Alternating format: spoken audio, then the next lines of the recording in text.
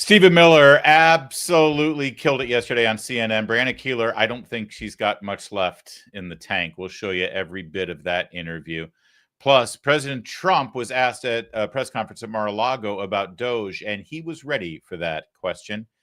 And I want you to see his answer. Plus, Congressman Tim Burchett also laid into CNN over the hyperbolic suspicions about Doge. It seems this whole Trump attitude from the White House is contagious down Pennsylvania Avenue. And if you didn't see it, we're going to show it to you, at least our favorite parts. That's the big interview of Trump and Musk with Sean Hannity. It's good. And we're going to show you parts of that interview that may have just slipped by your notice, but we're going to make sure you see it. And we're going to tell you why it's super significant. That's coming up right now. We're brought to you by Birch Gold. My name's Larry O'Connor. You can call me Larry.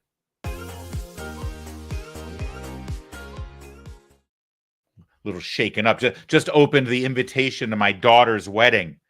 My first daughter that I've ever married off, and I'm freaking out about it. Oh, no, I know. I'm not losing a daughter. I'm gaining a son. Really? Is that how it works? I'm okay. I'm fine. I'm excited. I love the guy. He's great. It's just, I'm fine. I'm fine. I'm going to be fine. I'm going to be a mess. I'm going to cry. Hey, like our video. I'm going to cry out tears of joy and happiness. I get emotional. I'm not sad. Like our video, will you? Everybody who's watching right now, give us the big old thumbs up, because as soon as you like us, then suddenly YouTube sends to say, hey, people like that thing over there. Let's let everybody know about it. And our audience grows by leaps and bounds. And that's how we build a movement, guys. And that's how we start speaking common sense and convincing people to stop watching cable news and start watching direct to consumer news like we deliver right here. So give us a like, please. Give us a subscribe and throw some comments in there, because we're all abuzz with comments. Have you seen the news from economists forecasting a depression, not a recession now, a depression by the year 2030? Here's what's happening. We got this perfect storm as Social Security and Medicare hit this breaking point with the largest generation hitting retirement all at once. At the same time, you have a smaller workforce, meaning a smaller tax base, and that gets paired with a growing national debt, rising cost of living. It's a problem. And you can wait for Congress to fix it, because after all, they've been great at fixing this problem up till now. Or just spitballing here, how about you take matters into your own hand and protect your family's future? Gold can be a safe haven in hard economic times. Birch Gold makes it easy to diversify a portion of your savings into physical gold. Birch Gold is going to help you transition an existing IRA or 401k into an IRA in gold. This doesn't cost you a penny out of pocket. Listen, guys, I know you've been hearing about gold for years, right? And you've been thinking, oh, maybe I should look into that. Maybe I should look into that. This is your chance to look into it. I'm offering you a ton of free information. All you got to do is text my name, Larry, to 989898. You're going to get a free info kit on gold. You're also going to get a copy of The Ultimate Guide for Gold in the Trump Era. And that book has a foreword written by Donald Trump Jr. There's no obligation here. We're just delivering you a ton of information so that you can be better informed. And that's what this is all about, isn't it? So just text my name, Larry, Larry, to 989898. Do it today. Stephen Miller, who, by the way, apparently had a band back in the 70s, but now he's turned to politics. And he is, sorry, what? No? Different Steve Miller. Forget I said that. Stephen Miller is the deputy chief of staff for the White House, and it's his task sometimes to speak on behalf of certain policies of the Trump administration, and he did just that yesterday on CNN. Brianna Keilar brought her smug indifference to the table and tried to give a gotcha question there to Stephen Miller. Didn't end well for her. Listen, I honestly think that so many careers are being ended by this new Trump 2.0 administration. From Margaret Brennan, Jim Acosta's done. And God bless you, Brianna Keilar. I mean, you may still stay employed at CNN, but you got no credibility left after this exchange. Take a look at this. Raising new questions about Elon Musk's role in the White House. The filings say Musk is not an employee, nor is he an administrator of the Department of Government Efficiency, also known as DOGE. Instead, the billionaire is described as an advisor to the president, working as a special government employee. And like other senior advisors, this filing says Musk has no actual or formal authority to make government decisions himself. With us now is Stephen Miller. He is the White House Deputy Chief of Staff All right, and we got a lot to get through on this, but I just want to remind everyone watching this show, if you're a regular viewer here, you already knew all of that. Brianna Keilar is feigning shock. Anybody know that Elon Musk had no decision-making power? We told you from the beginning, because we actually pay attention to the news and we read what is happening at the White House, that DOGE was set up as an advisory committee under the umbrella of the Department of Office Management and Budget, OMB. The director of OMB is Senate-confirmed Russ Vought. He answers to the president, the chief executive, and Russ Vought also answers to Congress via oversight. That's why he had to be confirmed from the Senate.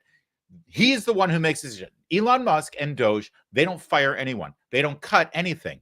They look, they analyze, they make recommendations, and then either the cabinet secretaries or the director of OMB, they make the decisions. But you knew that. And either Brianna Keilar doesn't actually understand how our government works, doesn't understand the news, or she just doesn't follow the news. Otherwise, she would have known it. Brianna, you should watch our show. So you've known this for weeks and weeks and weeks, right? But the way that whole thing was just set up, this is shocking. It's blowing my mind. Well, then you're a moron. All right, let's go. For policy. Stephen, thank you so much for taking time for us. So who is in charge of DOGE? The President of the United States. He's the administrator of DOGE? No, the DOGE is what was formerly U.S. Digital Services. It's an agency of the federal government that reports into the Executive Office of the President, which reports to the President of the United States. Okay. The way that Article 2 works is the president wins an election, and then he appoints staff, including myself, including Mike Waltz, including Susie Wiles, yes, including Elon Musk, and those staff report to him. Okay, well aware. So Elon Musk... Okay, so she claims she's well aware of that, but I don't think she is, because watch how this goes, because she still seems confused. Week ago answered a question about transparency at DOGE. This is how he spoke about DOGE. Well, we actually are trying to be as transparent as possible. In fact, we post our actions to the Doge handle on X and to the Doge website. So all of our actions are maximally transparent. So you hear him there. We post our actions. All of our actions are maximally transparent. Does Elon Musk know he's not in charge of DOGE? Okay, I'm sorry. I'm not a name caller, but I got to do it again. You're a moron. You're an absolute, or you think your viewers are morons. Imagine an interview with a defensive lineman for the Philadelphia Eagles after the Super Bowl. And the reporter says, so tell me about the game. He says, well, we had a great game plan. We really wanted to get after the quarterback. We had to make Patrick Mahomes feel uneasy. We sacked him as much as possible. We rushed him. We really kept the score down, and we forced the turnovers. And then they throw it back to the booth. We? What is he talking about? We? He doesn't own the team. He's not the head coach. He's not the defensive coordinator. What's he doing saying we? That's how stupid that just was.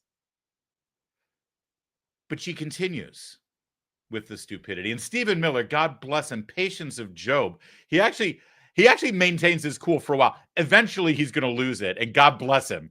It's fantastic. And let's watch. Again, the president runs the government. Then the president appoints advisors, including Elon, including myself, including all the other staff here at the White House. And then those staff, in turn, execute the president's commands and directions to all the agencies of the federal government. This is how democracy works, something that we treasure in America. The whole American people go to the ballot box, they elect the president appoints staff, the staff that administer his orders and directives across the whole U.S. government. Okay, Stephen, I get that, but this is... No, you don't get that, because he's had to repeat it 3 times. I do love the tone of Stephen Miller, that he doesn't mind condescending to someone who deserves to be condescended to. It's like he opened up a little box of crayons and he got a piece of paper. He said, all right, I'm going to draw this out for you. Forgive me for getting all Schoolhouse Rock on you, but I got to make this as simple as possible. Here's how it works. All right. Sorry. Go ahead. Important because we want to talk about who's making the decisions here. There were 300 employees, the National Nuclear Security Administration. You know about this. They were fired. The agency had to rescind those terminations because these were employees who were critical to maintaining the nation's nuclear stockpile. So then who is it making those decisions of which federal employees are terminated? Well, in that case, the Secretary of Energy would be the one. So what you're describing with the cuts in the Department of Energy, those are directed by the Senate-confirmed Secretary of Energy. Okay, so that was the Secretary of Energy's mistake. Well, I wouldn't use the term mistake. I would say that it's pretty standard when you're downsizing government. You make cuts, you assess those cuts, you see who needs to be rehired, who needs to be kept, who needs to be That's not what happened here, though, Stephen. You know that they were rescinded. These aren't normal things. These were terminations that were rescinded. I understand that even a temporary interruption in federal employment is a great crisis and catastrophe for you and for CNN. What the American people see is a government that is finally delivering a promise of accountability under President Trump. You want to have a conversation about transparency? Let me ask you a question. Do you have any idea where the $22 billion that the Department of Health and Human Services provided to illegal aliens under Joe Biden is right now? $22 billion with a B. That's enough to provide a free house to every homeless veteran in America. Where's the $22 billion? I don't know. You don't know. Nobody knows. Joe Biden just spent it, and now it's gone. Transparency begins with having an accounting of where every federal dollar is spent. And God bless President Trump for leading this effort. Stephen, it seems like the crisis here had to do with the nation's nuclear stockpile. And for these particular federal workers, which I'm not, so this isn't my personal crisis, military members. Yeah, okay. Let's just pause here for a minute. Nuclear stockpile. First of all, anybody who works in the real world, I guess, which means outside of the federal government, you all recognize exactly what Stephen Miller just described, because this is what corporations have to do all the time. Sadly, it sucks. But they'll come in and they say, we've got a major problem. Things are inefficient. We're spending too much money. Things are out of budget. Okay, this entire department is fired. Now, this department still needs to do things. So what we're going to do is we're going to evaluate everybody, and we're going to bring back the people that we've decided to bring back. But everyone's gone. Now, if you'd like to come back, we can evaluate one by one. And that's kind of what happened here. You have to do this with a machete. It's the only way to get it done. And then you can start one by one bringing people back in, especially when you're trying to work with a sense of urgency and get stuff done. And that's exactly what we're seeing right now. But did you notice what Miller just did there? You know, Joe Biden spent billions of dollars, enough to get every homeless veteran their own private home. And no one knows where that money is. Does that concern you? And all she wants to do is talk about this nuclear agency that lost a few hundred employees and that in some way put our nuclear stockpile in danger. By the way, the Biden administration, for that same department that oversees our nuclear policies here in America, hired a bald dude who wears lipstick, high heels, and dresses that he stole from women at the airport as he just walked off with their luggage. He was arrested and prosecuted. He was the guy at the Department of Energy who had the nuclear stockpile access. You never heard Brianna Keilar being concerned about that. So I think we're better off, net positive right now in the direction that we're headed. Members of the Guard and the Reserve. I don't think it's a crisis, and you don't think it's this. Well, hold on. I don't think it's a crisis, and you don't think it's a crisis. Then why are we talking about it? Military. Well, it is a crisis for some people. For instance, military members. You just said you didn't think it was a crisis. It's not my crisis, Stephen. I'm not a federal employee. Okay, so I don't think it's a crisis, and you don't think it's a crisis, so no one thinks it's a crisis. It's not my personal crisis of employment. If you have concerns about the nation's nuclear stockpile, then it is obviously a crisis. The concerns when it comes to Stephen, please, we're getting off track. When it comes to nuclear weapons, I think Stephen, this is a very important question. Well, you want to talk about nuclear security? I'm happy to. The nuclear stockpile in this country has been aging and unmonitored for years. President Trump is committed to the modernization of our nuclear stockpile and to historic investment in nuclear security. Additionally, the president is committed to preventing global nuclear war, which we have never been closer to than we are right now. And he is leading peace negotiations to end a war in Europe that could very well lead to nuclear war, which is the worst possible nuclear catastrophe any of us could envision. He is so good at this, and she is so awful at this. You saw what she did. All right, well, I would just like to say that Donald Trump is putting the entire world in danger because of his irresponsible oversight of our nuclear stockpile. Now, let's move on to this question about the military. And Miller's like, no, you don't.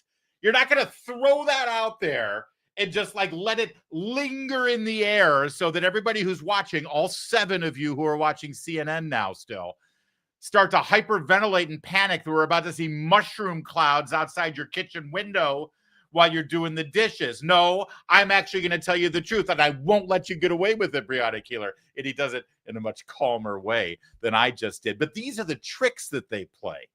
That's exactly what Brianna Keilar just did. Well, people are concerned about the safety of our planet with nuclear stockpile. So let's talk about this thing with the Department of Agriculture.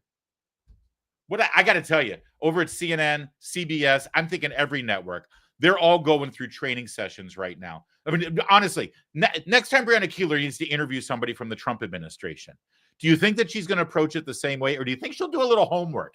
Do you think she'll be prepared? Do you think she'll actually tell herself, all right, now I can't do this and I can't do that because they're going to be ready for that and they're going to come at me and I'm going to look like the moron that I just looked like for 12 minutes? 12 minutes? Oh, we better get to more of this. Okay, let's go. Okay, Stephen. So there are military members of the Guard and Reserve.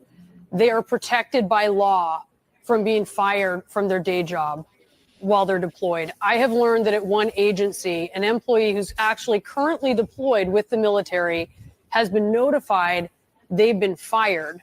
Does your administration understand who actually makes up this workforce that they're dismantling? I'm sorry, I'm confused by your question. Is your question, does the president have the authority to fire a member of the U.S. military? This is someone who is a federal employee and is currently deployed, who has government protection. As I'm sure you're aware, there's there are a lot laws of protecting that. I don't know what laws you're referring to. I would love for you to be more specific. So far, you're not telling me the employee, the agency, Uniformed Services Employment and Reemployment Rights Act. It's well known by HR in the federal government and in private industry as well. So, okay, so you're saying that the president, in your view, doesn't have the authority to recall a member of the armed forces who may or may not, again, I'm the first time hearing of this, that may or may not be serving overseas? Stephen, you understand how the Guard and Reserve work. They have a day job, and then when they're activated, they deploy. While they deploy, right, but that employment is protected by law. Your question is lacking in so much detail. I promise you, I'm trying to follow your question. Are you asking me if the president has the authority to remove a member of the military who may be serving overseas? Is that your question? My question was... Okay, well, I don't know how much airtime you want to spend on this, but I'm not following your question. Well, I think it's an important one. I guess I'll determine how much airtime I spend on it, but does your administration understand who is in the federal workforce? Yes, we have such a broad question. Of course, we understand who's in the federal workforce. And I'm happy to indulge all of these very histrionic questions about anyone who may or may not be fired. That it's 30% veterans? But I think that and that you have people who are deployed? The U.S. government has $36 trillion in debt. The interest payments on the debt exceed the national defense budget. The American people are exhausted and tired of watching their tax dollars be corruptly spent, abused, wasted, and in every sense robbed and stolen from them. This president, for the first time in history, is committed to restoring accountability at every level of the federal government. You may assert there's no waste in the Pentagon. You may assert there's no waste in Treasury. I'm not you may assert there's no waste in HHS. Stephen, I don't think anyone... Then why are you not celebrating these cuts? If you agree there is waste, if you agree there is abuse, if you agree there is corruption, why are you not celebrating the cuts, the reforms that are being instituted? Every day that no action is taken, the entire salaries of American workers that are taxed disappear forever. Stephen. Like I said, ultimately, Stephen Miller loses his patience here, and God bless him, because that's a minor blow up compared to what I would do. Brianna Keilar brought this on herself. I have had to watch this question 3 times to actually figure out what the hell she was talking about. And let me, if I may, Brianna Keilar, because I didn't go to journalism school and I'm certainly not a professional teleprompter reader like you, let me translate for you into basic English so that the question can be asked properly. You've got members of the federal workforce who are also members of the military reserve. They've been deployed as reservists overseas, and now they found out that they've been laid off from their federal job, which you can't do. You can't lay off people who are deployed right now if they're in the reserves. So are you going to resolve that problem? Now, that's how you ask the question if you're really trying to find out if they're going to resolve the problem. But of course, Brianna Keilar's intention was not that. And her intention was gotcha, gotcha, gotcha, gotcha, make them look bad, make an attack, attack, attack, which is a lot different than how she was and all of her colleagues were when they were interviewing people from the Biden administration. That is, if anyone from the Biden administration actually submitted themselves to interviews. But that's what she's getting at. And the fact of the matter is, if you're a federal employee and you're a member of the reserves and you've been deployed as a member of the reserves, you shouldn't lose your job. You should have your job waiting for you when you get back. And I'm sure that's the kind of thing that the Trump administration will fix. And if I had an earnest, genuine desire to get the information and see if this is going to be resolved, that's how I would approach it. But not Brianna Keilar, because Brianna Keilar is not a journalist in this sense. She is, in fact, just trying to do partisan work on behalf of her party. And let's calm down. This is we're not having a debate. There's no reason about whether there are you places. You are clearly trying to debate me, and I will be as excited as I want to be about the fact that we are saving Americans billions of dollars, that we are ending the theft and waste and grift and corruption, that we are stopping American taxpayer dollars from subsidizing a rogue federal bureaucracy that has been relentlessly weaponized against the American people. Okay, you Stephen, may not care about I'm this not issue. Talking about your colleagues may whether not care about there's this not an issue, area but we care to about this cut in issue. the The government. I American understand people that, care about Stephen. this issue. They also care about privacy. And the American so let me public ask you about overwhelmingly that. supports what President Stephen, Trump is doing. Let's talk about IRS data the Doge will be able to access. You have Doge asking for access to the IRS systems. This includes the integrated data retrieval system. I know you've talked about this a little bit. Will Doge employees be able to access individual taxpayer ID numbers and social security numbers? No. But also, keep in mind, you keep Will they talking be able about to Doge access employees. taxpayer bank account information? They will not be able to access anything that any other appropriately authorized federal employee could access. When you keep talking about, quote, Doge employees, you're just talking about federal workers. You're just literally talking about federal workers. Your question will be, can federal workers do their job? The job of the federal workers at the IRS is to prevent. I'm telling you that is actually what you are asking. Doge is part of the federal government. It is a term to describe the employees of the federal government who've been tasked with anti-fraud and anti-corruption activities. Again, you may not consider it a scandal that millions of illegal aliens are accepting and receiving taxpayer benefits. You might not consider it a scandal that millions of illegal aliens have stolen Social Security numbers and are committing rampant theft of American resources. You say that you're looking at widespread fraud in the IRS data, and you mentioned yesterday, and you mentioned again here, illegal immigrants who are getting child tax credits. Are you looking for that information in the IRS data? All right. Now, understand what's happening here, because I'm about to lose it along with Stephen Miller once again. He just laid out that illegal immigrants have access to fraudulent Social Security numbers that have allowed them to access Social Security benefits that they're not entitled to. Right. And by the way, via identity theft, or God knows, however they've obtained these fraudulent Social Security numbers, because they're in the country illegally. So number one, they shouldn't be working here. And number two, they certainly shouldn't have Social Security numbers. And number three, they certainly shouldn't be getting Social Security benefits. Miller just laid that out. And her concern is not the crime that he's just described, not the fraud that he's just described, not the waste of tax dollars that he's just described, not the drain on our Social Security benefits that he just described, and not the identity theft that he just described. No, her concern now is, how are you finding that fraud? Are you accessing the IRS databases? Are your Doge people doing that? So again, the whole focus of this is we got to get Doge, and we got to show these nefarious little 20-year-old 180 IQ hackers are getting into the tax system. Well, I hate to say it, but if their job is to find waste, fraud, and abuse and violations of crime in the tax system and in the Social Security system, they're going to have to get into it to find it. I'll say it again, third time, it's the charm, you moron. So again, as a journalist, your job is to conduct an interview with an official from the White House so that you can elicit information and facts so that your viewers are better informed. Do you think that's how Brianna Keilar approached her job today? Or do you think instead she said, well, we got Stephen Miller. Let's get him. Let's get him. Let's prepare all our questions so we can get this guy, so we can hurt him. We can hurt him. We can hurt Musk. We can hurt Trump, because that's our job. Because that's what she's doing. Anytime a crime is committed, of course there should be an investigation.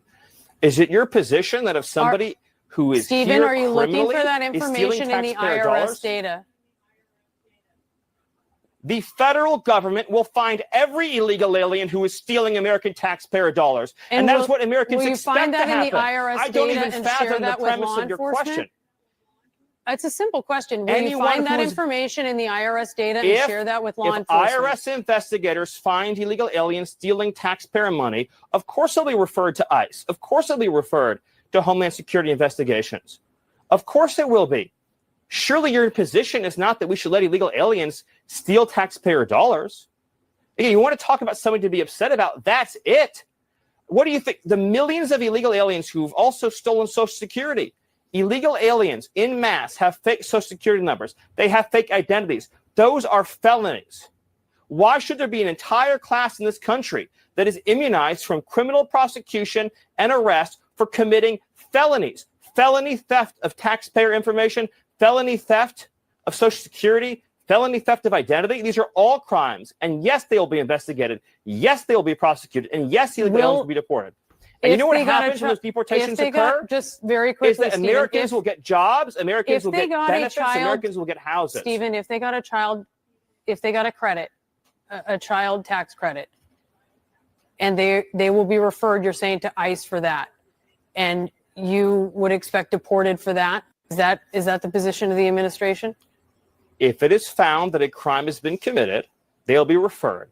If it justifies the prosecution, they'll be prosecuted. If it justifies the deportation, they will be deported. This will be based on existing IRS protocols and procedures for criminal investigation and fraud. All right. The difference is that no one is given immunity anymore. No one is given permission to break the law anymore, because this is not a country. This is not a sovereign territory. If illegal aliens can freely steal billions, with a B, billions of taxpayer dollars. And I would have to imagine that CNN, which is endlessly talks about the importance of democracy and the rule of law, would say that no class in this country should be above the law, least of all illegal aliens who've trespassed on our territory. No, Stephen, I'm just asking. I wanted to get your position on some things. We're not taking a position here. We wanted to get some answers to some questions. There are so many questions that need to be answered. It doesn't sound Stephen to me Miller, like you are, in thank you. fact, indifferent or unbiased on these questions, but thank you. Stephen Miller, thank you so much for your time. Really appreciate it. And we'll Oh, we don't take a position here. Like Stephen, so look at Stephen Miller's smile, because he knows he just owned it. He won. He's a beast. It doesn't appear to me from the sound of your questions that you are indifferent on these topics. Yeah, that should listen. I have no pretensions that CNN is going to fire Brianna Keilar. They've lost standards years ago over there. But I got to tell you, if the job of CNN is to elicit information and news for their viewers, that didn't work, not one bit.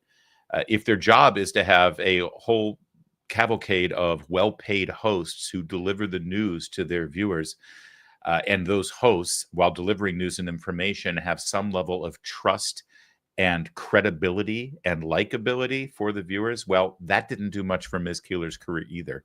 That's why, I mean, I know from where I'm sitting, I don't trust anything that she says. If she's telling me that the weather is going to be tomorrow, I'm not going to trust it, and I'm not going to believe it. That's sadly what she just did to herself during that entire escapade. And it has to do with how she prepared and went about doing that job, because she had a list of questions and she had an agenda, and boy, did she achieve it. And at the end of the day, she's the one whose career got very severely damaged from it. Excuse me, holding back that. Oh, did you mute my mic? Did you mute my mic so I could cough? I could have muted it.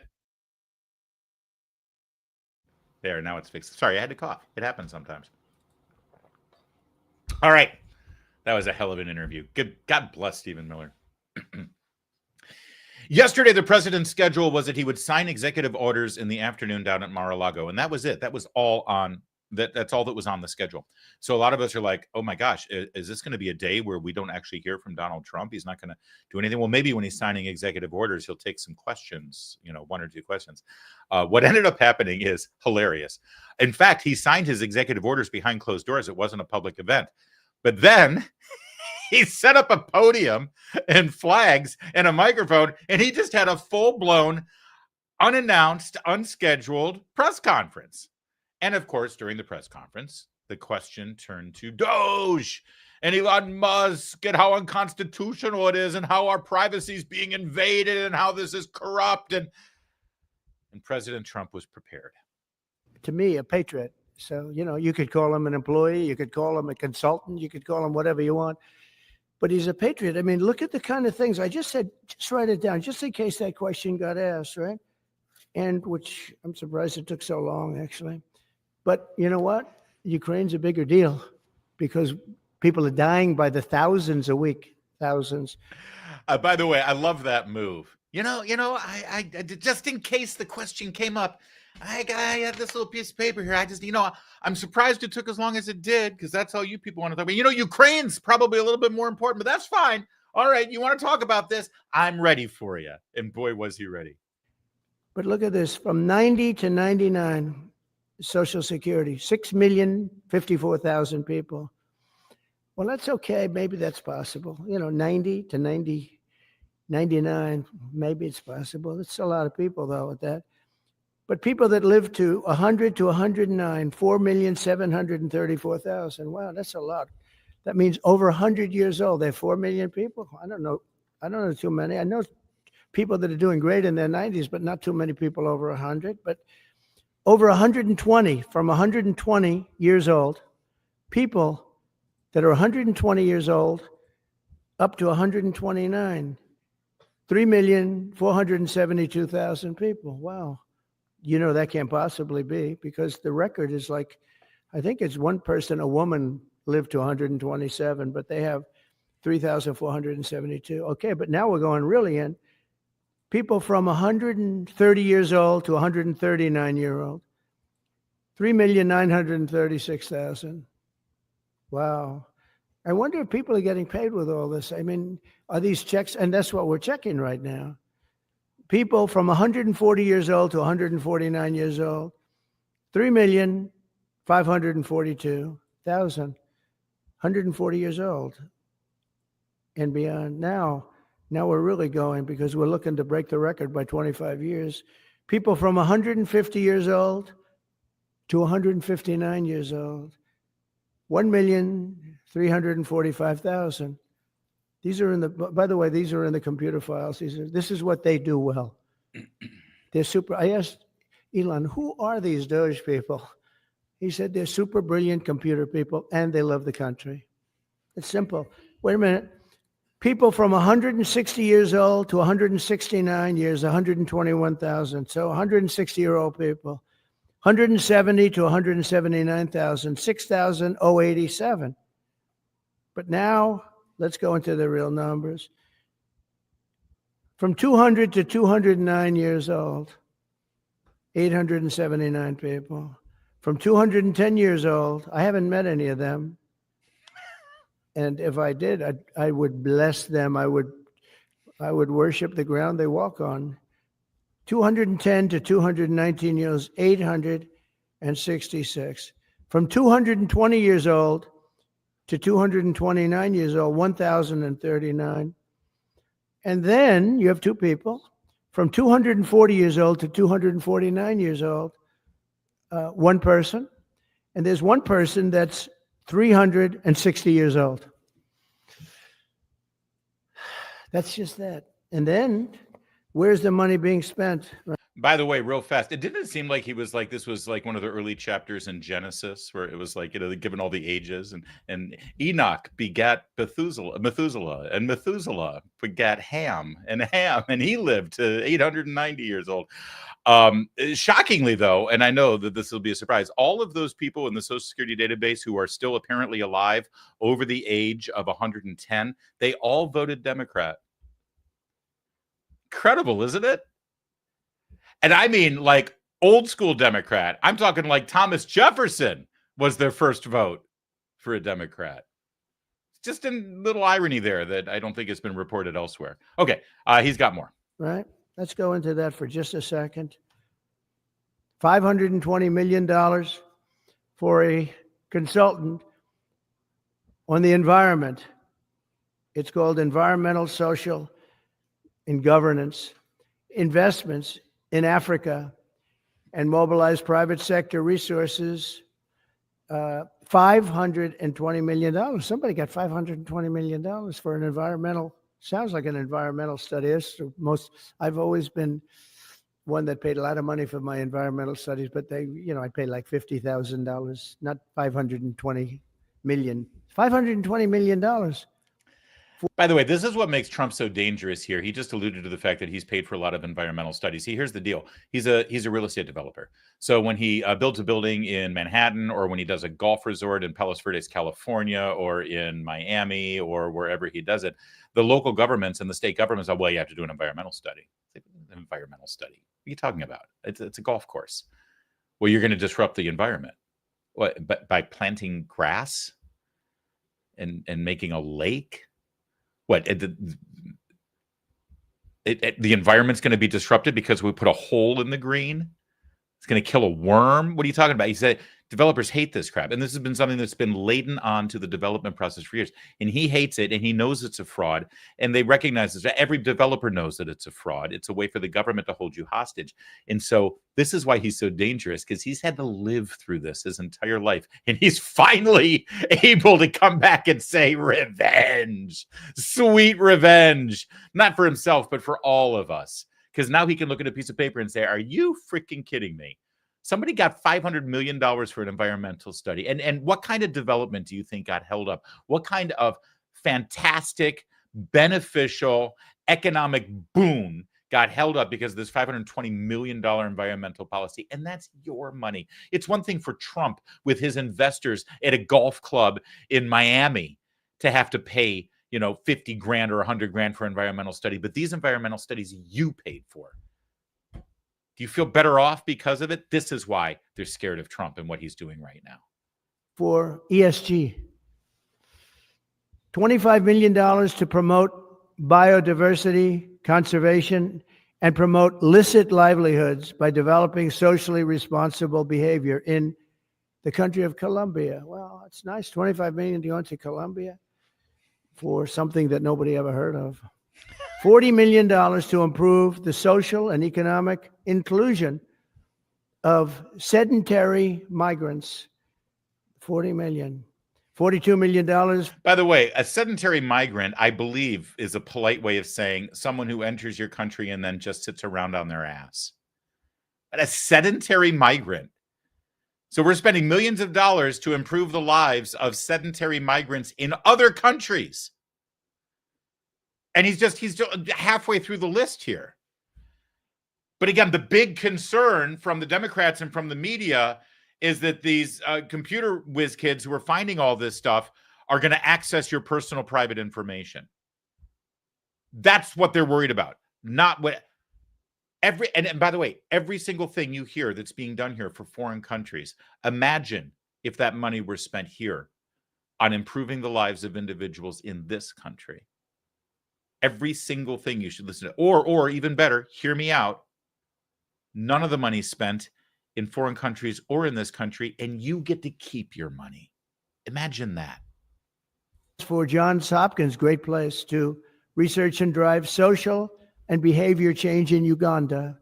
42 million. What about us? What about social change in our country? $70 million for a center at Purdue to research university-sourced evidence-based solutions to developmental challenges. I mean, these are massive numbers on things that nobody ever heard about. $10 million for Mozambique voluntary medical male circumcisions. $10 million for circumcisions in another country. $9.7 million for UC Berkeley to develop a cohort of Cambodian youth with enterprise-driven skills. In other words, let's teach them something about enterprise. What about our people?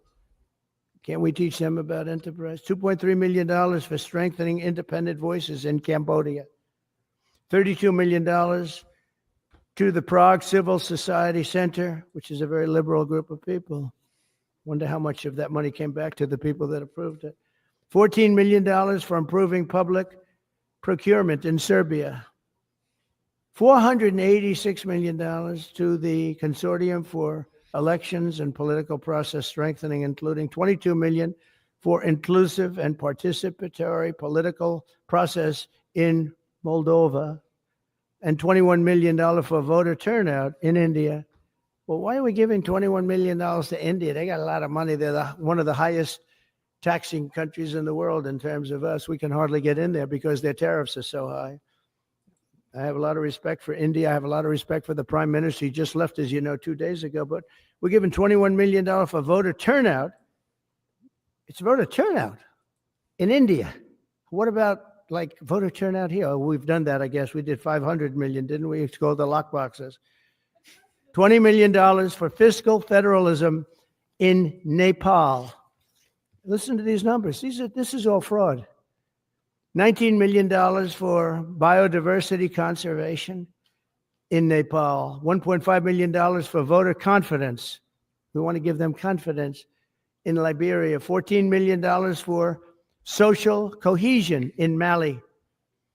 $2.5 million for inclusive democracies in South Africa. $47 million for improving learning outcomes in Asia. Asia's doing very well.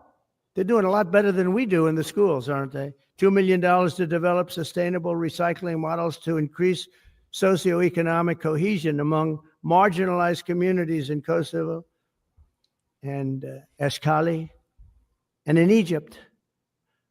We're talking about hundreds of billions of dollars. I could, by the way, I could read this all day long. I could go on all day long, and you'll see hundreds of billions of dollars, and we're doing it. But when I saw the Social Security numbers, I said, wow, that's really something. So we have, let's just go above 100 years old. We have millions and millions of people over 100 years old. Everybody knows that's not so. We have a very corrupt country, and it's a sad thing to say, but we're figuring it out. Now, yeah, they are figuring it out. And that was a beautiful thing. That's what my kids like to refer to as bringing the receipts.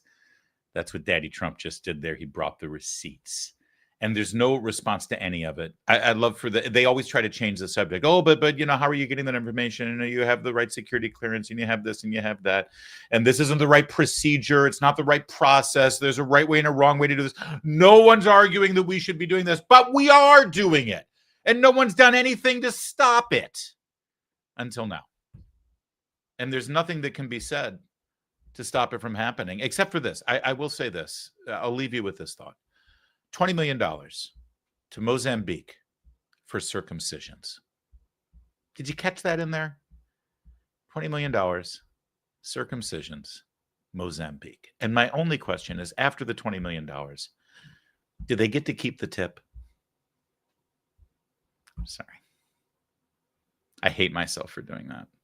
Come on, man. I'm sorry. You expected me not to make a circumcision joke? Come on. Have you just met me? I should have cut you off. You should. That's not going to make the final edit, is it?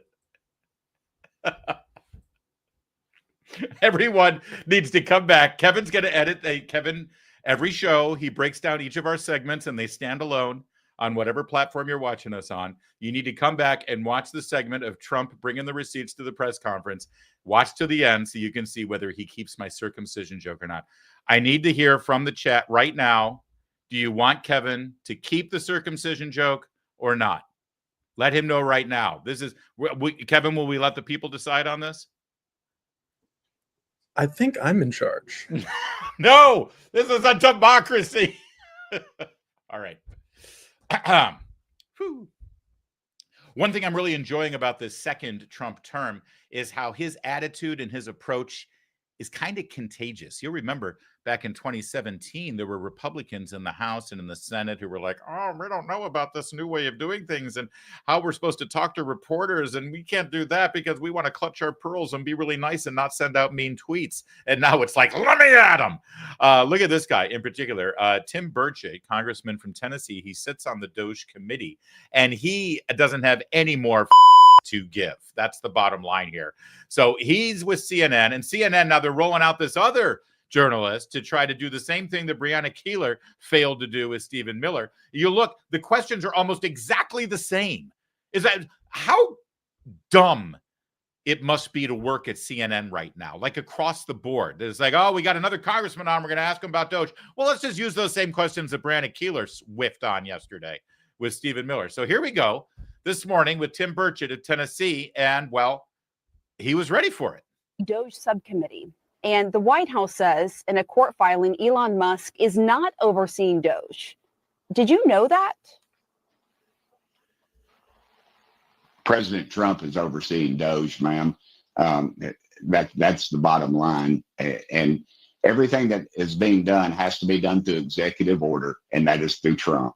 And oddly enough, Congress better get some guts and start backing this up, or the next president could undo everything that's done. And that is really my biggest fear. I don't care what title you give Elon Musk. It's amazing to me, though, that all of a sudden capitalism and making money in this country is now declared evil. The Democrats, he was their guy for so long. Now all they have is Soros and a few others. So I think that's why they're disturbed about all this. Right, but I think that there's a lot of Americans who are supportive of this effort to clear out government waste, including members of Congress on both sides of the aisle. But there's also concern by how much access Musk and DOJ staffers have to their private sensitive data. You're also on the House Oversight Committee. And given what we just talked about, Musk's investments with China and billions of dollars before the government, and now, potentially having access to all this private sensitive data and not having full transparency on what is happening with that. Yes, ma'am. What information do you actually have on what DOJ is doing with that data? What are your questions? What do you want to know? Certainly, as a member of the oversight, you have some questions. So I just got to pause in here again. My commentary has more to do with the craft of conducting an interview on behalf of a news organization, because that's what I do for a living as well. And I just want you to recognize what's going on here. For as long as you've been watching network or cable news, have you ever heard a reporter like this person with a very nice haircut and the talent to read a teleprompter? That's the skill set involved here. Have you ever seen anyone like her over the course of your entire adult lifetime ask a congressman at any given moment about the people who work in the federal government who have access to your personal financial information? Because you realize that there are millions of people in the federal government who have access to your personal financial information, right? If you've got a student loan, people who work at the Department of Education have access to your personal financial information. If you pay your taxes, do you know how many tens of thousands of people work at the IRS? A huge chunk of them have access to your personal financial information. Go up and down the board, all of the things that you do and interact with at the federal government level. Department of Health and Human Services, on your medical records, they have access to your, the number of federal employees that have, do, and will have access to your personal financial information are multitude. And you've never heard this question raised until now. And who are they raising about? Which federal employees are they finally starting to say, hey, doesn't seem right that these people have access to taxpayers' personal financial information? Who are finally the employees that they are expressing concern about also happen to be the very employees that for the first time in my adult lifetime have been charged with the mandate to end waste, fraud, and abuse and make the government run more efficiently. Those are the ones they're worried about. Not the people who have been working in the federal government for the last several decades. The people in the IRS who released taxpayer information about conservatives to the media and leaked it to the media. Not the guy who leaked Donald Trump's tax returns and got sentenced to 5 years in prison. Not the people at the IRS who blocked the applications of nonprofit political action groups during the Obama administration because the name of their group had the word patriot in it. Those people they're not worried about. The only people they've ever in my lifetime asked this question about just so happen to be the same people who are working specifically to end waste, fraud, and abuse and make the government run more efficient. They have no credibility on this issue. They don't deserve your time. You should only laugh at them, which is exactly what we're going to do. And what Congressman Burchett here, who has gotten the bug, he's watched Trump, he's watched us, he said, it's like, oh, I can do this. I know how to do this. Let's do this. Well, first of all, Elon Musk, when he owned PayPal, they never had a breach of security. IRS is a nightmare, ma'am. You have folks that still haven't gone back to work 3 or 4 years after COVID. As a United States congressman, I can write a letter of concern over a constituent of mine having a problem with the IRS, and it takes up to 6 months for me to get a response. Look, I'm not saying there's no IRS problems with government agencies or the IRS. Hold on. You asked me a question. But you're not answering it. And the IRS the IRS has hundreds of different groups that have access to this stuff, and yet no one's complained about that. You don't hear there's checks and balances in place for the specific system. That's not true. Even the IRS, even politicals and the former IRS commissioner who was just on the show yesterday said even he didn't go to it, and it's highly unusual for politicals to have access to that system. Do you not have questions about what they're doing with the data, why they want access to private tax information from Americans? Do you not have those questions as a member of the Oversight Committee? I have questions. The only reason you'd have questions is if you're doing something crooked, and you're going to see a lot of congressmen with red faces when they follow this paper trail back to members of Congress, ma'am. And that's the bottom line. Where were they fussing the last 3 or 4 years? I mean, we've had these groups different groups have access. Hundreds of different people have access to this that are nowhere in the scope of what needs to be. And yet no one raised one peep about it. Now Elon Musk gets a hold of it, and he's going to do something. He's going to make some changes that need to be made. And you all are pitching a fit. It's the same old line, and you attack the message carrier. To be clear, you all were not pitching a fit.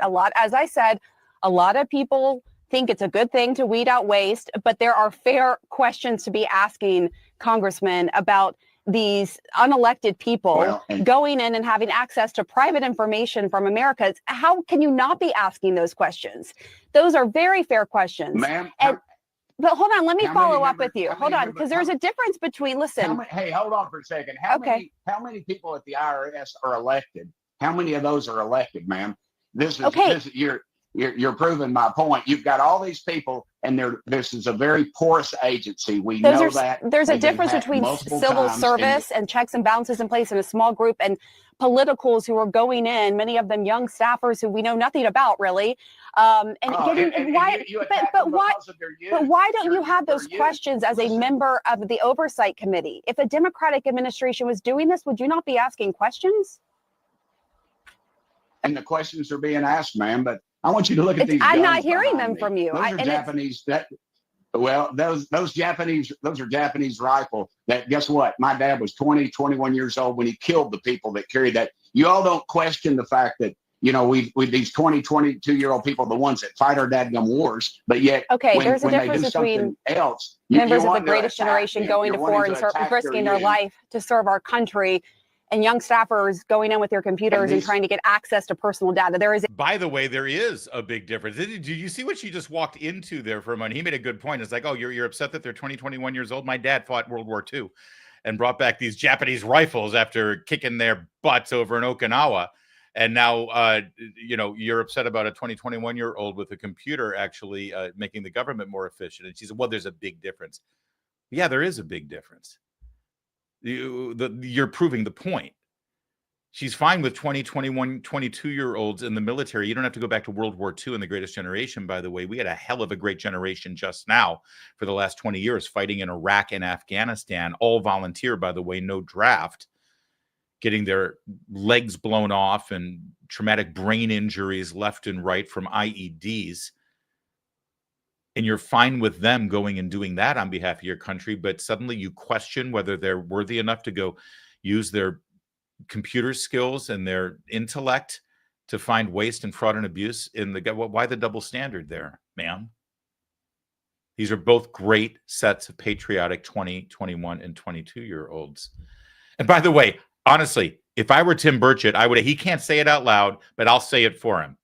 Because when she said, well, would you be asking questions if a Democrat administration was doing that? And the answer is, well, yeah, because I don't trust Democrats. Because Democrats have never, ever found waste, fraud, and abuse and made the government more efficient. So if they're going into this, I'm very suspicious. But explain something to me. What is the fear and concern about people whose sole job and function it is to reduce the size of government and to reduce its power over your lives? And there's also false narrative that she just laid out there. Well, it's one thing for civil servants because they actually answer through checks and balances. No. Every single employee of Doge, I feel like I'm saying it every single show, but you need to hear this so you can reply to your crazy liberal friends on Facebook or at the cubicle next to you at work. Every single employee of Doge is an employee of the federal government. They answer through the chain of command, ultimately to Russ Vought, the Senate-confirmed director of OMB, and he answers to the president. So these are not some pirates that are just going to be given free rein and they're unaccountable. They are 100% accountable. And the person who is guiding the effort on behalf of the president of the United States and Russ Vought, the director of OMB, is Elon Musk, one of the most high-profile people in the world. And he is constantly, transparently relaying his findings on his social media platform. And how many press conferences and interviews has he given about this? Certainly more so than, I don't know, let me think of a name from the Biden administration. Anita Dunn. Ever heard of Anita Dunn? You may have, but not very much. Anita Dunn worked for the Biden administration for the last 4 years in the exact same kind of consultant capacity that Elon Musk works. He never had to get vetted. He never became she never became a government employee. She never had to divest from her own personal finances. She was basically the de facto director of communications. Look it up. Anita Dunn for the Biden administration, who was able to keep all of her private investments in her private business, functioning as a communications and PR person in Washington, D.C., and at the same time working in the West Wing as the comms director for Joe Biden under the exact same legal provision that Elon Musk enjoys right now. But you never, ever heard a peep about Anita Dunn. Oh, why else does that name sound familiar? Because during the Obama administration, she worked for Barack Obama and had to quit under a cloud of suspicion because she gave a speech saying that Mao Zedong was one of her heroes. You know, Mao Zedong, the guy responsible for the deaths of tens of millions of people. That's who Anita Dunn is. All right, let's go back to this. A big difference, but I want to follow up here. I just want to follow up because I think this is an important question. You won't answer your own questions, ma'am. No, Congressman, hold on. I want to go to this question because, again, it's not a question of whether waste should be rooted out of the government. So many people agree with that. But now we're seeing it's the way it's being done. The government is trying to claw back several employees who oversaw nuclear weapons after they were fired. They realized, we made a mistake. We need these staffers who oversee nuclear weapons. A professor at the University of Maryland, Don Kettle, who specializes in civil service, told the Washington Post that, yes, the government is likely full of wasteful bloat, but said a clumsy fix is worse than no fix at all, saying it's like going to a meat market, getting a piece of steak and trying to cut out the fat with a sledgehammer. That would only make a mess of the meat. Do you think, Congressman, that is a fair point, that the way this is being done is clumsy rather than methodical? Again, you're upset about you're attacking the message carrier, not the results. You talk about nuclear secrets. You had a person who was in charge of nuclear secrets, a man who dressed up as a woman, would go into the airport and steal women's luggage, was overseeing those nuclear secrets under the Biden administration. And I never heard y'all say a peep about that. Again, man, I it's 'cause don't know Donald anything Trump's about in the that. I'll White be House. transparent. Elon Musk. By the way, she just admitted that she doesn't know anything about one of the biggest scandals of the last Biden. I mean, to be fair, there are a lot of scandals in the Biden administration, but the fact that she knows nothing about the story of this guy, what was his name? Sam Britton was his name. Bald dude, cross-dressing, celebrated in Vanity Fair with a spread, wearing dresses and pumps and red lipstick to work, and he was, in fact, responsible for the nuclear policies of the Department of Energy until he was arrested for stealing women's luggage from the airport at Reagan Airport and at the Minneapolis airport, I believe. See, I know this story off the top of my head. And she, the professional teleprompter reader from CNN, just admitted that she's never heard of it because she doesn't care. Which brings us to the final part of this whole thing. This, oh, it's like taking a meat cleaver to a hunk of meat to get the fat out, and that's going to mangle the meat. It's like they're now reduced to this quivering, sobbing heap, screaming with their last gasp. Oh, but the problem is the process. It's the process. That's the problem. Oh, of course, everybody believes that we should cut the waste and the fraud and the abuse and make government more efficient. It's just the way you're going about doing it. So let me just ask you a question, and we'll leave it at this.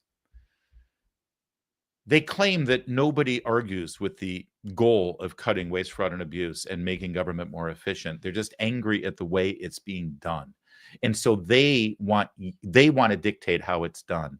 They're the experts here. They want to tell you the right way and the wrong way to do it, even though they're the ones who have been in charge for the last 50 years and never lifted that scalpel to do it in a deliberate and productive way. They're the ones who created this monster. And now you want to trust them and take their advice on the best way to kill the monster? Really? I don't think so. No, actually, the perfect way to do it is to take the meat cleaver to it. Because the fact of the matter is, most of this piece of meat is rotten. And it needs to be cut out and disposed of. And then, if you say, oh, wait a second, there's a little bit on the floor there that's still good, then you can carve that out and you can grill up a nice steak. All right, this analogy has gone south, but you get the point. Trust me, the people who have been in charge and have never touched any of this government waste for their entire careers are the last people we should be listening to right now on the best way to get rid of what they created.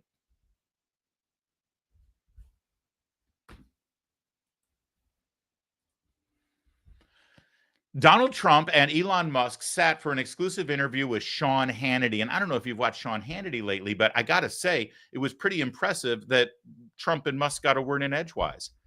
Dude, brother, just let them talk sometimes, okay? That said, we got some pretty good tidbits here, not just about what's going on here with the Doge effort, but also we really, really got some insight into the relationship, the extraordinary relationship between these two extraordinary men. And in this interview, Donald Trump said something about a man that he works with right now in the White House that I have never, ever heard him say about another man or woman ever. It was a remarkable moment, and I think it may be the most important thing you'll ever learn about what's going on right now with Trump and Musk. Watch this with me. I know every businessman. I know the good ones, the bad ones, the smart ones, the lucky ones. I know them all.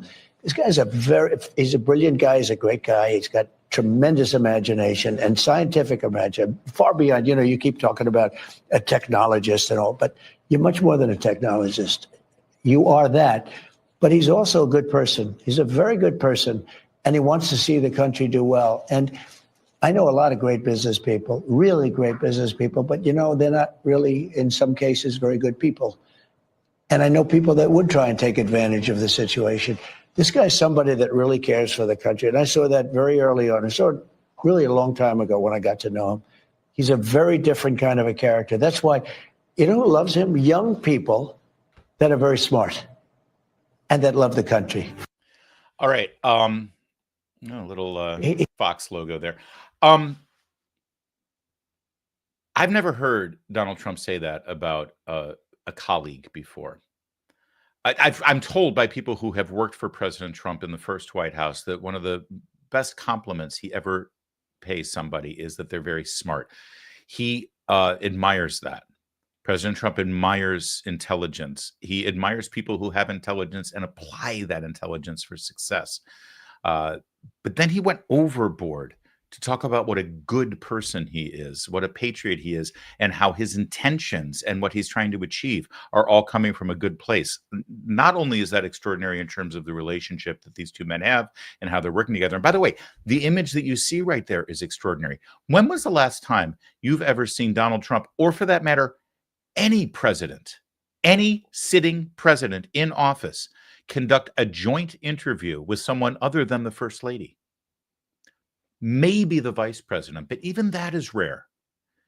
You know, if you're president and you're giving an interview, it's one-on-one. The mere fact that this image exists, that this joint interview occurred, is remarkable. And this comes after the extraordinary joint press conference that they held at the Oval Office, where really it was just sort of Elon asking whatever questions the reporters in the pool wanted, and Trump just looked on and chimed in now and again.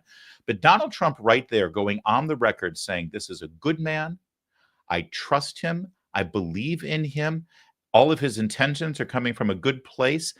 And that, I mean, he owns Doge now. Okay, I used to joke and say, look, this is brilliant because Musk's doing all the hard work. If he screws up, you know, Trump can always say, that was Elon, but, you know, I'm scot-free. You know, it's like, this is how the Washington, D.C. game is played. And with all due respect, Trump has played it very well. Think about all the people from his first administration that, you know, are no longer good friends, right? As soon as somebody messes up, if Trump needs to, he cuts them loose. That's just how he's played this game so far, and he's been very effective at it. And for that matter, most of the people that he's cut loose deserve to get cut loose. It's painful to watch, but it's a thing. That's why I don't get too attached to people who work in the Trump White Houses, because they might not be along for very long. What does Trump always say about people when he's asked, you know, do you think this and that? He says, listen, I think he's a very good person. I think that he's going to do a good job. Let's see. He always says that. Let's see what happens. Let's see how they work out. Let's see. It's always about production. It's always about merit. It's always about what you're able to achieve. What you just heard, and that was just the beginning of it. There's more here, but that was extraordinary. And I've never heard Trump say that about a colleague before within the realm of politics. This is a huge endorsement for Elon Musk. And not just for Elon Musk, but for the entire process here. And most importantly, what's in Elon Musk's heart, his intentions, because that's what most of the rumor mongering, most of the scare tactics, most of the hyperventilating you're seeing from the media is, you know, this innuendo, this inference that Musk has nefarious motives. That's why he shouldn't have access to that, shouldn't have access to this. He wants to do this. He wants to do that. He wants to double dip. He wants to kill his competition. He's got contracts with the government. There's going to be a conflict of interest. It all has to do with his nefarious motives. And Trump just swept them all aside and say, I trust him. And that is huge. Now, there's more from this interview that's worth watching. People to know the relationship and know more about you. What is the relationship, Mr. President? Well, I respect him. I've always respected him. I never knew that he was right on certain things, and I'm usually pretty good at this stuff. He did Starlink. He did things that were so advanced and nobody knew what the hell they were. I can tell you in North Carolina, they had no communication. They were wiped out. Those people were, you know, they had rivers in between. Land that never saw water, all of a sudden there was a river and a vicious, like rapids. People were dying all over. They had no communication. They said, do you know Elon Musk? They didn't really know I knew him. I said, yeah. He said, could you get Starlink? It's like the first time I ever heard of it. I said, what's Starlink? A communication system. That's unbelievable. I have it. Yeah. And he said, I called him and I said, listen, they really need it. And he got like thousands of units of this communication, and it saved a lot of lives. He got it immediately, and you can't get it. I mean, you have to wait a long time to get it, but he got it to him immediately. And I said, that's pretty amazing. And I didn't even know he had it. We watched the rocket ships and we watched Tesla. I think, you know, something that had an effect on me was when I saw the rocket ship come back and get grabbed, like you grab a beautiful little baby, you grab your baby. It just hug the rocket. I've never seen. Right, everyone needs a hug, including rockets. No, but and he said, you know, you can't really have a rocket program if you're going to dump $1 billion into the ocean every time you fly. You have to save it. Right. And he saved it. First time that I've ever seen that done. Now, nobody else can do it. If you look at the U.S., Russia, or China, they can't do it, and they won't be able to do it for a long time. He has the technology. So you learn. I wanted somebody really smart to work with me in terms of the country, a very important aspect. Because, I mean, he doesn't talk about it. He's actually a very good businessman. And when he talks about the executive orders, and this is probably true for all presidents, you write an executive order and you think it's done. You send it out. It doesn't get done. It doesn't get implemented. They don't implement it. Maybe they're from the last administration, and they are in some cases. You try and get them out as fast as you can. But as soon as he said that, I said, that's interesting. You write a beautiful executive and you sign it and you assume it's going to be done, but it's not. What he does is he takes it, and with his 100 geniuses, he's got some very brilliant young people working for him that dress much worse than him, actually. Yeah, they dress in just T-shirts. You wouldn't know they have 180 IQ. Wait a minute. So he's your tech support. No, he is. I actually But literally he's am much tech more than support. that. I Yeah. literally am tech support, though. But that's He gets it done. He's a leader. Yeah. He really is. He gets it done. You get a lot of tech people, and you have people that are good with tech, but he gets it done.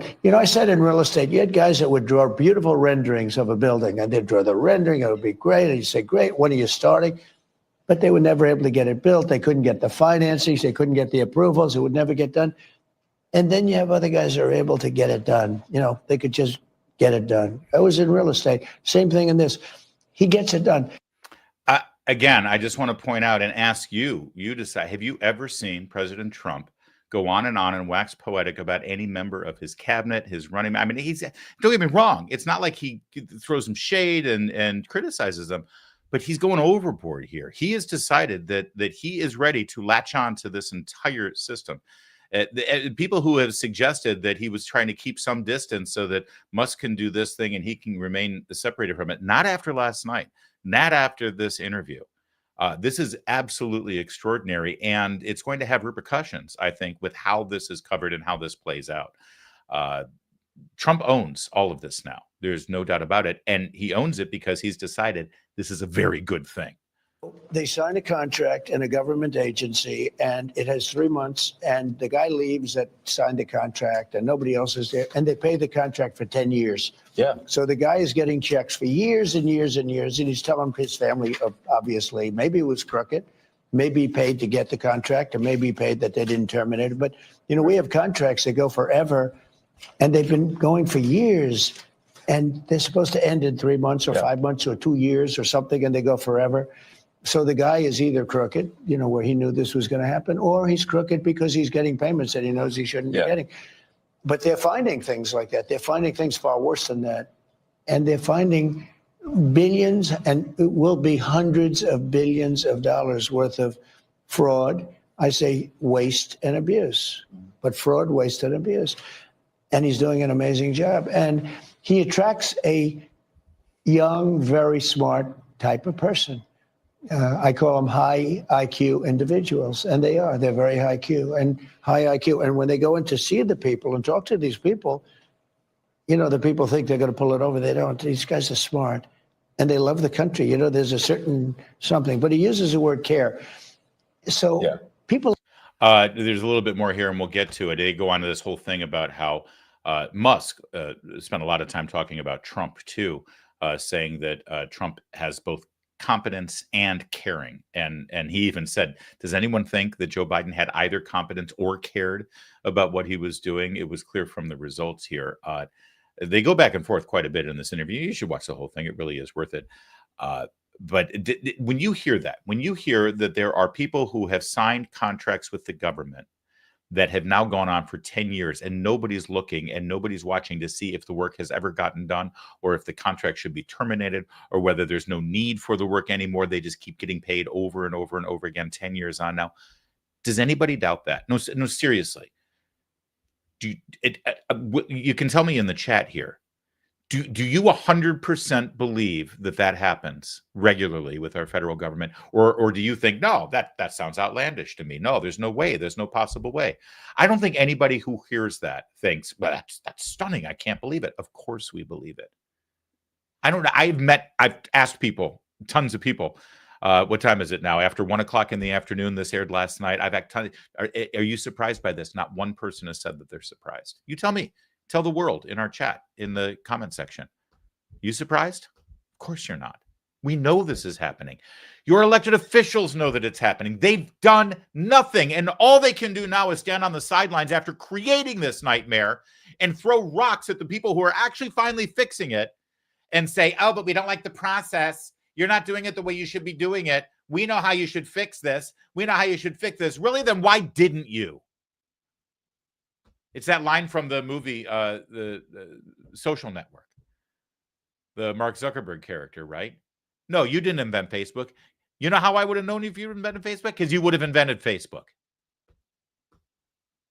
You don't know how to fix the problem you created. You know how I know? Because you've never done anything to fix it. So shut up. You can either join us, you can be a part of this, or just shut your mouth and get out of the way. That's what I would say if I were Musk right now, but he's a little bit more politically savvy than I am.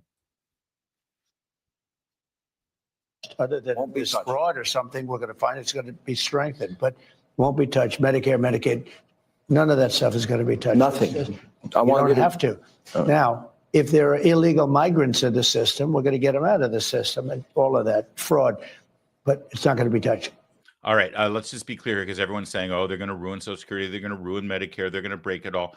He says, no, except for fraud. Let's just be clear here, because that's what the next narrative. They're going to find stuff in Social Security. You're going to find people who have been living and defrauding the government on it.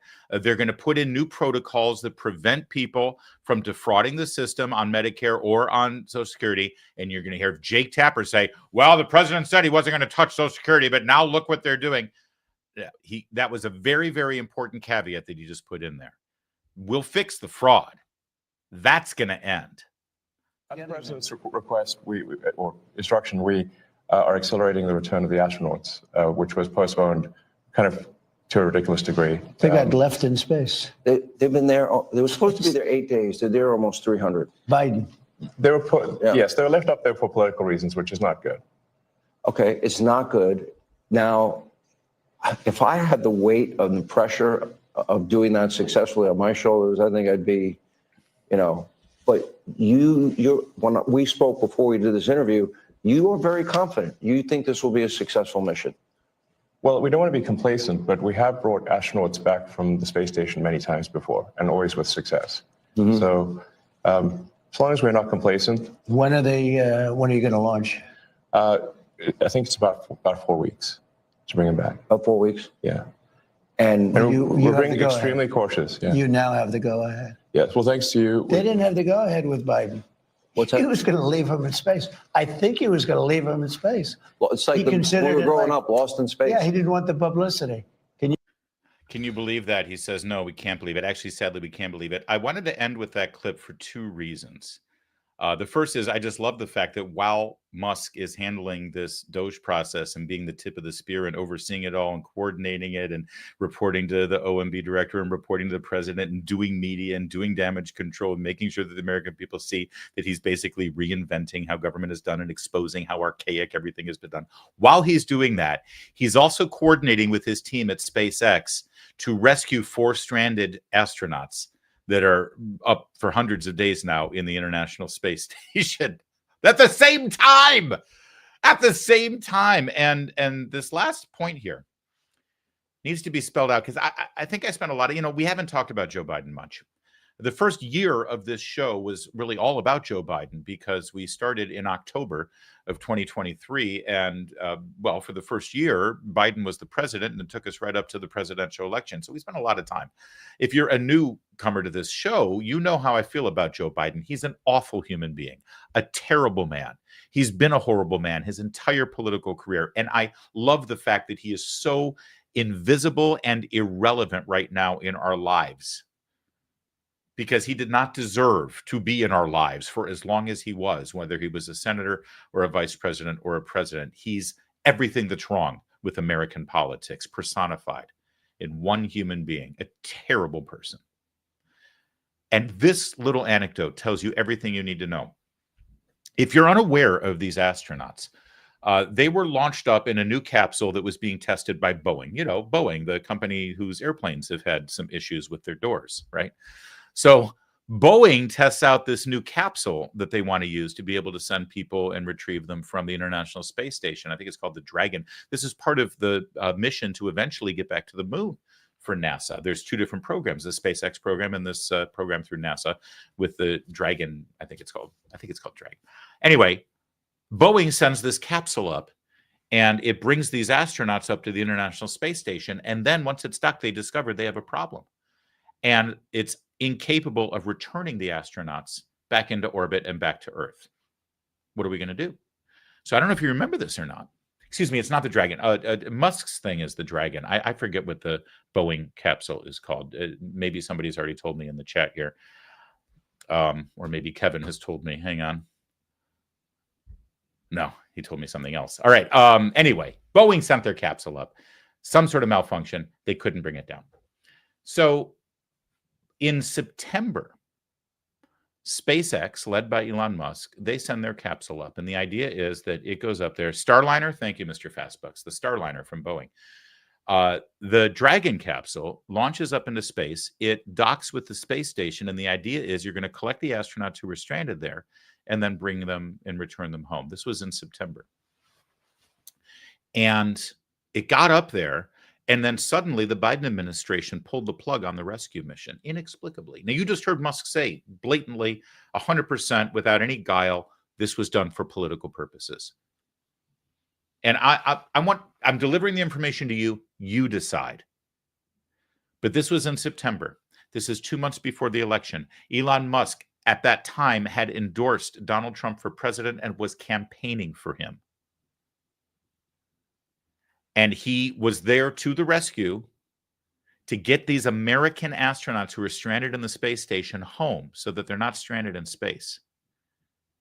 And the entire operation was frozen by the Biden administration. And now, finally, after Musk told Trump about this, Trump said, what the hell are you talking about? Of course, go get them. And so now 4 weeks from now, they're going to be able to retrieve them. Would Joe Biden and the Democrats, for purely political purposes, because they didn't want Elon Musk to have a big headline and a good publicity moment, because that would in turn help Donald Trump, would they have allowed these poor people to be stranded up in space for another 6, 7, 8 months indefinitely, just for their own petty, despicable political purposes? Would they do that? I'm sure you know the answer to that question. Hey, thanks for watching. Give us some more thumbs up, please, if you could. Add some comments, add something to the chat, start a conversation, start a debate. Stop flirting with each other. Who are these? There's like women on Facebook that are all trying to get like married and pick up people. And once in a while, I'll glance at the chat. And I see these women who were like, what's going on there? Is that like an OnlyFans thing going on, Kevin? It's very weird. Anyway, add to all of those things and subscribe to us as well. Betsy Merrill with a 1999 super chat. Betsy, that is incredibly generous. Thank you so much. And what a lovely smile you have. Stephen Miller is a rock star. 100% he is. Love your show, Larry. Thank you. We love it too. We love doing it. Thank you, Betsy. That is so kind of you. Susan Shellett over there in the Netherlands with a €6 super chat. Small contribution so Kevin can buy Sheryl Crow's Tesla. I wonder. Well, but then the money goes to NPR. So I don't know if that's a good idea. Kevin, would you drive a Tesla? Yeah, I would. You know a few people. There's a couple of people who work at Town Hall that drive Teslas, including myself, right? They're cool cars. Oh, another €6 from Susan Shellett. Thank you, Susan. These women are affirming the idea that all women are stupid. I find them disgusting. I guess you're talking about the women who act as news anchors at CNN. Yeah, I don't see how they have any credibility left in this industry. And you're right. They cannot approach these interviews anymore as unprepared as they were. It's weird, though, Susan, I will say they were prepared because you could tell they had questions. Brianna Keilar kept reporting down to her notes and looking at her notes there. So she was prepared, but they can't prepare in the way that they have been preparing, thinking that they're going to have some sort of viral gotcha moment where they own that Trump administration official. I mean, they got their viral moment, but I don't think it's what they were hoping for. Thank you, Susan, for that super chat as well. Are we? I think that's it. You guys rock. Thank you. Yes, Tesla trucks do look like someone on the spectrum designed them. I'll be honest, I'm not a fan of the Cybertruck. I'm not a big fan of the Cybertruck either. I have a Model Y and I have a Model 3. And I'm not a big fan of the Model X. I know that Musk loves the Model X. It's got the gull wing doors. I look at it. I think it's frankly overpriced for what it is. I've driven one for a week. I got a loaner because there was a recall on something on my Model Y. Nothing major, but boy, they treated me great. And I got a Model X to drive while they were fixing the Y. I don't. It's fine. If I were to upgrade, if I'm going to trade one in, I'd get a Model S. I'd get a souped up S, I think. But Teslas are pretty cool. I'm not a big fan of the Cybertruck. I'm with you. All right, guys. Thank you so much for watching. Thanks for being part of what we do every day. It really means a lot to us. Once again, circle back around, see the videos that Kevin makes, and watch those, like those for us too. If you liked a certain segment, it would be great if you come back to this platform and just like the video of the segment you liked today. And make sure you watch to the end of the Trump press conference to see if the circumcision joke was retained intact or whether it was sliced, whether it was cut, whether it was, circumcised. My name's Larry O'Connor. You can call me Larry.